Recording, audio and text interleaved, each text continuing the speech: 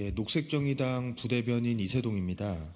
녹색정의당에서 개헌과 정치개혁 관련된 총선 공약을 발표하도록 하겠습니다.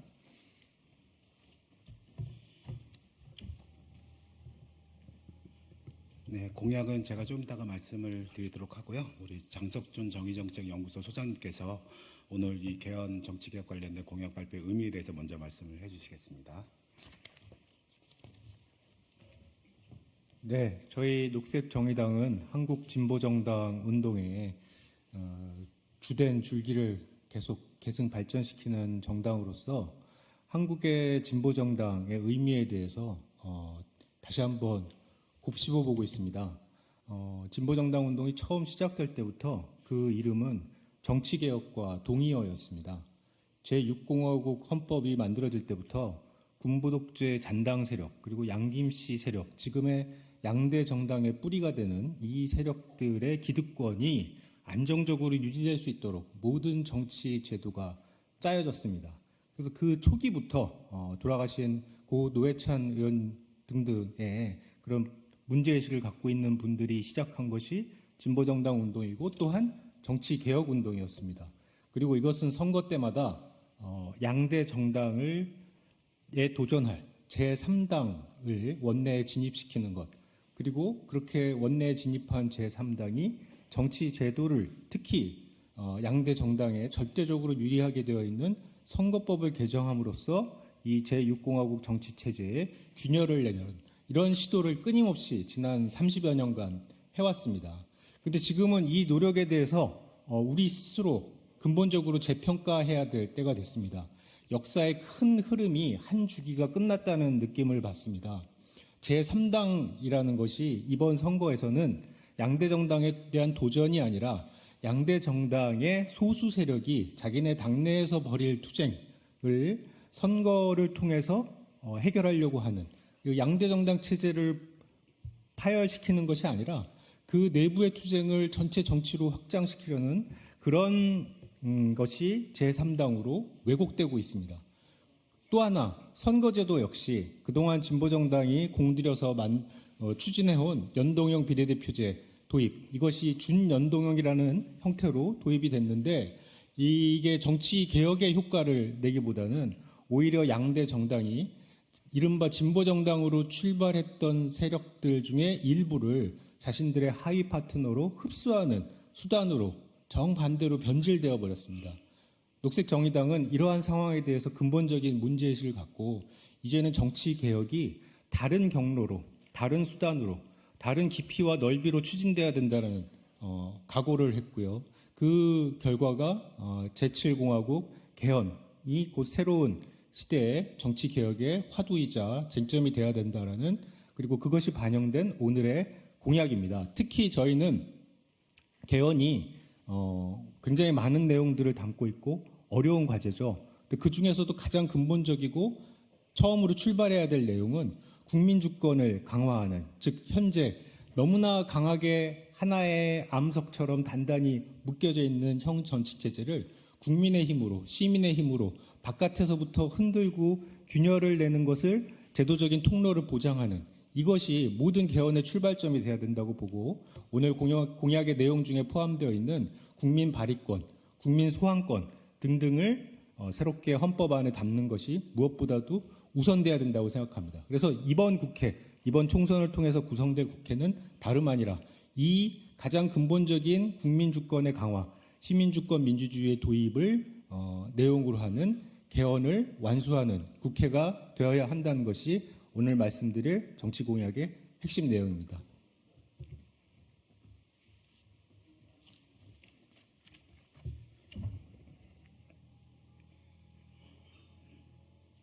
네, 그러면 제7시민공화국 개헌과 정치개혁과 관련된 녹색정의당의 공약을 말씀드리겠습니다.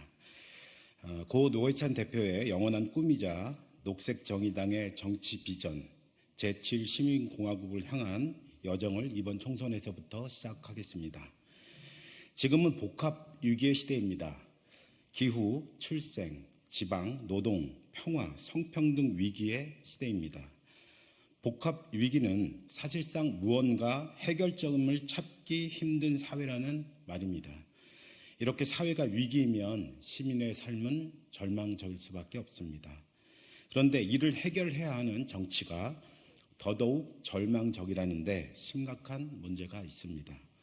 2024년 정치는 대통령, 정치 리더 중심으로 강성 지지층의 맹목적 행동주의가 등장했고 이번 총선 공천 과정에서 그 모습이 여과없이 드러나고 있습니다. 양당 모두 위성 정당을 만들면서 모렴치하고 뻔뻔한 태도로 일관하고 있습니다. 새로운 정당을 표방하는 제3정당 역시 양당을 비판하지만 양당과 닮아 있습니다. 진보 정당들 역시 그 책임이 무겁습니다. 수십 년간 정당 바꾼다고, 인물 바꾼다고 정치가 개혁되지 않는다는 사실은 수없이 증명되어 왔습니다. 87년 개헌을 통해 만들어진 제6공화국 대의민주주의 체제는 정당과 리더에만 권력이 집중되어 더 이상 개혁 가능한 정치 체제가 아니라고 정치 스스로가 고백해야 할 때입니다. 양당 정치가 주장하는 586 운동권 청산, 윤석열 정권 심판이라는 과거 정치를 넘어 미래 정치로 나아가야 합니다. 녹색정의당은 미래 사회의 비전을 담은 제7시민공화국으로 나아가겠습니다. 고 노회찬 정의당 전 대표의 영원한 꿈이자 녹색정의당의 미래 정책 비전인 제7시민공화국을 향한 여정을 이번 총선부터 시작하겠습니다. 제7시민공화국은 정치, 경제, 국방, 외교 등 과거 정치를 기후, 노동, 출생, 돌봄, 성평등, 지방, 평화 등 미래 국민들의 관심사로 전환하여 새로운 가치로 채워질 것입니다. 정치와 경제 기득권이 타파되고 권력은 분산되는 권력 분산 민주주의, 시민 공유 민주주의, 경제 공유 민주주의로 나아가겠습니다. 제7시민공화국 개헌은 새로운 시대의 사회 비전이 담겨야 합니다. 그런데 오늘 녹색정의당이 제출하는 개헌 분야는 정치 분야에 국한해서 우선 약속하겠습니다. 이후 사회 분야 개헌을 추후 말씀드리도록 할 것입니다. 제7시민공화국 개헌의 정치 분야 핵심 정책은 시민공유민주주의, 권력분산 민주주의로 요약할 수 있습니다. 87년 대의민주주의 정치체제의 한계를 극복하고 회생 불가능한 정치를 바꾸는 유일한 길은 정당만이 아닌 제3의 정치 주체가 나서는 것입니다. 제3의 정치 주체로 시민이 직접 나서는 정치 공간을 공유하는 새로운 민주주의, 시민공유 민주주의가 필요할 때입니다. 또한 대통령에게 집중된 권력을 국회와 지방자치에 그리고 시민들에게 분산하고 국회의 권한을 시민들과 공유해야 합니다. 적극적인 권력 분산 민주주의를 구현해 나가야 합니다. 이를 위해 첫째, 국민 법안 발의권, 국민 투표 발의권, 국민 소원권, 국민 참여 예산제로 시민 공유 민주주의를 실현하겠습니다. 국민 법안 발의권을 도입하겠습니다. 정부와 국회에만 부여된 법안 발의권을 넓혀 국민들이 직접 법안을 발의할 수 있도록 권한을 부여하겠습니다. 국민 투표권의 범위를 넓히겠습니다. 개헌, 법안, 주요 정책뿐만 아니라 대통령이 거부권을 행사한 법안 등에 대해 국민들이 직접 국민투표를 발의하고 결정하는 권한을 부여하겠습니다. 대통령, 국회의원 등 모든 선출직 공직자에 대해 국민 소환권을 도입하겠습니다. 자치단체장, 지방의원에게만 행사되는 소환권을 대통령, 국회의원까지 넓히겠습니다. 시민들에게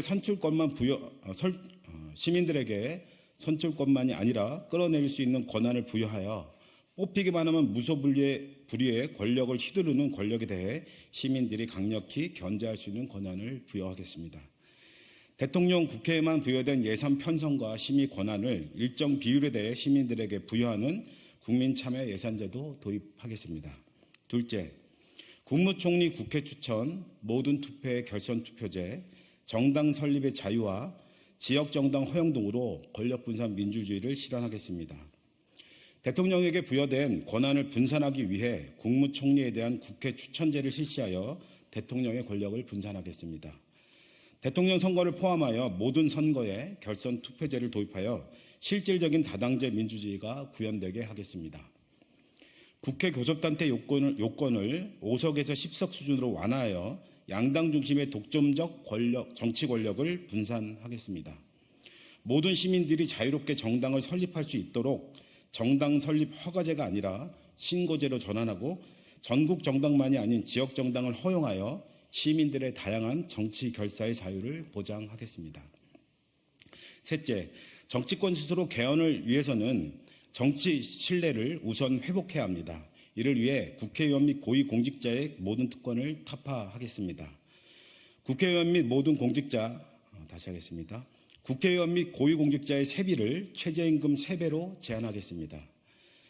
국회의원 및 고위공직자의 경우 현금자산 1주택을 제외한 모든 재산에 대해서 백지 신탁을 의무화하고 직계가족의 재산 변동 사항에 대해 신고하고 국민들에게 공지하도록 하겠습니다. 선거법 등 국회의원 신상에 관한 결정은 모두 국민평의제를 통해서 결정하도록 하겠습니다. 국회 윤리 구성에서 국회의원을 배제하여 실질적인 국회의원들의 부패와 비리를 엄단하겠습니다. 국회의원의 불체포 특권 역시 당연히 폐지하겠습니다. 그러나 문제는 이러한 공약이 현실화되려면 대부분 개헌을 해야 한다는 데 있습니다. 개헌을 쉽게 할 수 있다면 문제가 없습니다. 그러나 불행하게도 개헌은 어렵다는 우리의 신화가 있습니다. 이 신화를 깨는 것으로부터 녹색정의당 정치개혁을 시작할 것입니다. 1987년 개헌은 현재 56세 이상만 참여한 개헌 투표였습니다. 37년 전 마지막 국민투표로 55세 이하는 헌법을 바꿔본 적이 없습니다.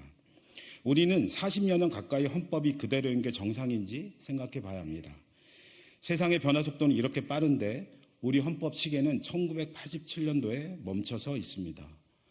5.18 정신을 헌법 전문에 담는다는 얘기는 무책임하게 반복 재생되는 레코드판 같습니다. 기후위기 시대, 불평등과 차별의 시대, 초저출생, 초고령화 시대를 따라잡을 수 없고 시민들의 삶을 변화시키는데 헌법이 걸림돌이 되고 있습니다. 개헌은 국회 3분의 2 찬성으로 국민투표에 부의하고 과반 이상의 국민이 찬성해야 가능합니다. 그간 개헌에 대해 많은 제기가 있었지만 시도되지 못한 것은 제도가 너무 어렵기 때문입니다. 특히 개헌 발의 권한이 대통령과 국회에만 주어진 것이 문제입니다. 국민들이 개헌을 바라는데 개헌을 하지 못하는 이유가 여기 있습니다. 국민들에게 개헌안 발의 권한을 부여하고 국민들이 투표로 결정하면 국민들의 의지에 따라 개헌을 할 수 있습니다. 결국 누가 개헌 발의 권한을 가지는가 하는 문제가 핵심입니다. 또한 한 번에 개헌을 다 하려고 하지 말고 조금씩 자주 개헌을 할 수도 있습니다. 우리에게는 많은 선거 일정이 다가오고 그 선거 일정에 맞춰 개헌 투표를 동시에 실시할 수 있습니다. 이번 총선은 개헌 총선이 되게 해야 합니다. 개헌을 위한 가장 빠르고 쉬운 방법은 국민들이 직접 개헌안을 발의할 수 있는 권한을 헌법에 명시하는 원포인트 개헌입니다.